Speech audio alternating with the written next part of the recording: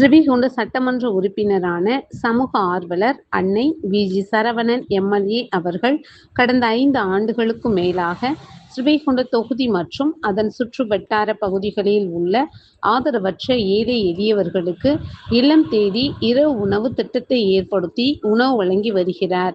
இந்நிலையில் தமிழக வெற்றிக் கழகத்தின் ஐம்பெரும் கொள்கை தலைவர்களுள் ஒருவரான சமூக ஆர்வலர் அஞ்சலை அம்மாளை கொள்கை தலைவராக அறிவித்ததன் ஈர்ப்பால் தமிழக வெற்றிக் கழகத்துடன் இணைந்து தமிழகத்தின் நிரந்தர முதல்வர் திரு சி. ஜோசப் விஜய் அவர்களின் ஆசியுடன் கழக பொதுச் செயலாளர் அண்ணன் புசி என். ஆனந்த் அவர்களின் வழிகாட்டுதலின்படியும் 10/9/2026 அன்று ஸ்ரீவைகுண்டம், கோட்டைக்காடு, உண்டியலூர், ஏரல், கீழமங்கலக்குறிச்சி, சிறுதொண்டநல்லூர் ஆகிய பகுதிகளில் உள்ள ஆதரவற்ற ஏழை எளியவர்களுக்கு மதிய உணவும், அண்ணா நகர், கொட்டாரக்குறிச்சி, ஆறுமுகமங்கலம், அரசன்குளம், மாரமங்கலம், இடையர்காடு, தளவாய்புரம், சம்படி காலனி, மேலச்சம்படி மற்றும் அதன் சுற்று வட்டார பகுதிகளில் உள்ள ஏழை எளியவர்களுக்கு இரவு உணவும் தமிழக வெற்றிக் கழகம் தூத்துக்குடி மேற்கு மாவட்டம்